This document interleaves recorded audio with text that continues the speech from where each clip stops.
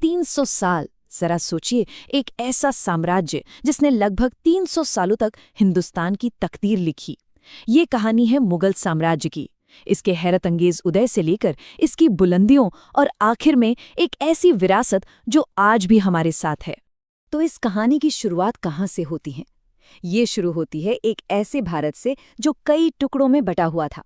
दिल्ली की सल्तनत बस नाम की रह गई थी, अपनी आखिरी सांसें गिन रही थी, और ये पूरा उपमहाद्वीप जैसे किसी नई ताकत के उभरने का इंतजार कर रहा था।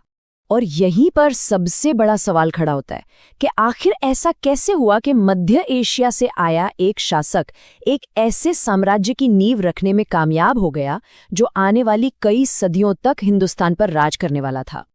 देखिए, इसका जवाब ना दो हिस्सों में है। एक तरफ थी दिल्ली सल्तनत की सेना, जो अंदरूनी लड़ाइयों में फंसी हुई थी, कमजोर थी, और दूसरी तरफ थी बाबर की सेना, जिसके पास उस जमाने की सबसे एडवांस टेक्नोलॉजी थी, यानी बारूद और तोपखाना। सच कहूं तो ये कोई बराबरी का मुकाबला था ही नहीं। और इस हाईटेक सेना को लीड कौन कर रहा था? ज़हीरुद्दीन मोहम्मद बाबर, एक ऐसा शहजादा जिसकी रगों में दुनिया के दो सबसे बड़े विजेताओं का खून दौड़ रहा था, तैमूर और चंगेज खान। और शायद यही विरासत थी जो उसकी आंखों में हिंदुस्तान को जीतने का सपना भर रही थी। बाबर ने एक के बाद एक 3 ऐसी लड़ाइयां लड़ीं जिसने सब कुछ बदल दिया। 1526 में पानीपत की लड़ाई ने दिल्ली के दरवाजे खोल दिए। फिर 1527 में खानवा में राजपूतों की बड़ी शक्ति को हराया, और 1529 में घाघरा में अफगानों को हराकर अपना दबदबा पूरी तरह से कायम कर लिया। इन्हीं 3 जीतों पर मुगल साम्राज्य की नींव रखी गई। लेकिन कहानी में एक बड़ा ट्विस्ट आता है।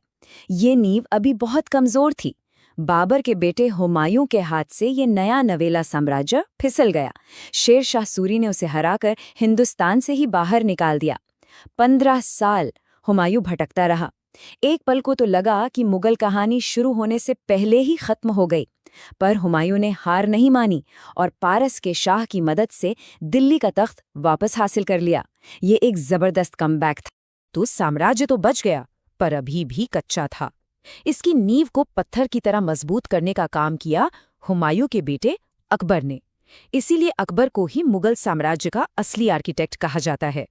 अकबर को यकीनन सबसे महान मुगल बादशाहों में गिना जाता है, और कमाल की बात यह है कि जब उसने इतने बड़े साम्राज्य की बागडोर संभाली तो उसकी उम्र सिर्फ 13 साल थी। सोचिए, एक 13 साल का लड़का और कंधों पर इतना बड़ा बोझ।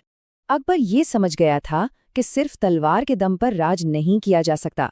उसकी महानता जंग जीतने में नहीं, बल्कि एक मजबूत सिस्टम बनाने में थी। उसने जजिया जैसा टैक्स खत्म किया, सेना और प्रशासन को चलाने के लिए मनसबदारी सिस्टम बनाया, और टैक्स वसूलने का एक ऐसा पक्का निजाम बनाया जिसने शाही खजाने को भर दिया। इन्हीं सुधारों ने साम्राज्य को सदियों तक संभाले रखा। और जब घर में शांति हो और खजाना भरा हो, तभी कला और संस्कृति फलती फूलती है।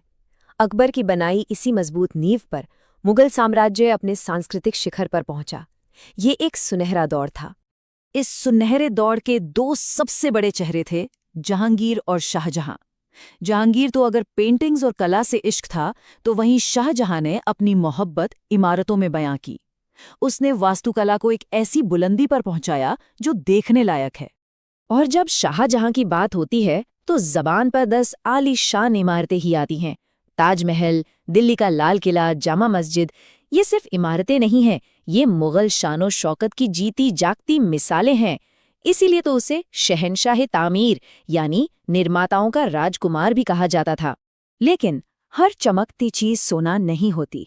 इस जबरदस्त शान और शौकत की एक बहुत बड़ी कीमत थी।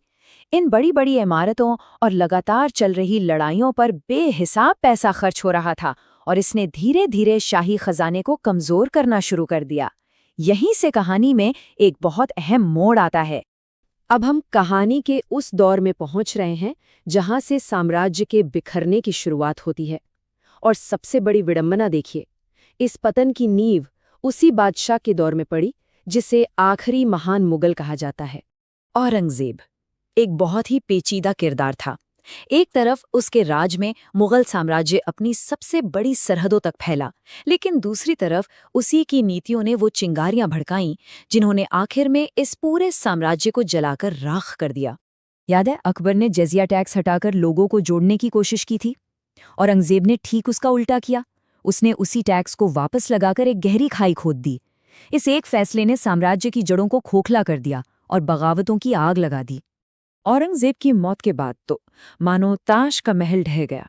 एक के बाद एक कमजोर बादशाह आए।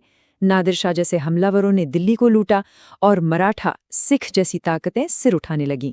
और इसी उथल पुथल के बीच एक नई ताकत धीरे धीरे अपनी पकड़ बना रही थी, ईस्ट इंडिया कंपनी। और फिर आया साल 1857।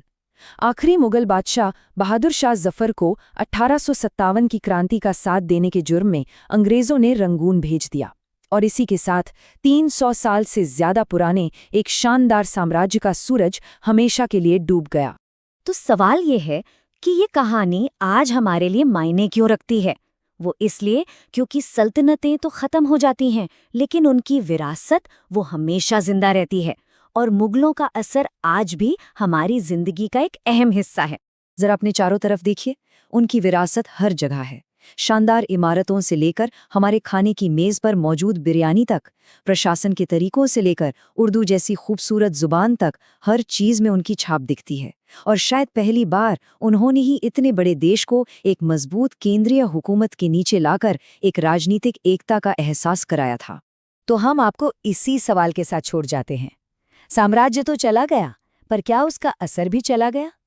ये सवाल हमें याद दिलाता है कि इतिहास कभी मरता नहीं है, वो बस हमारा आज बनकर हमारे साथ जिंदा रहता है।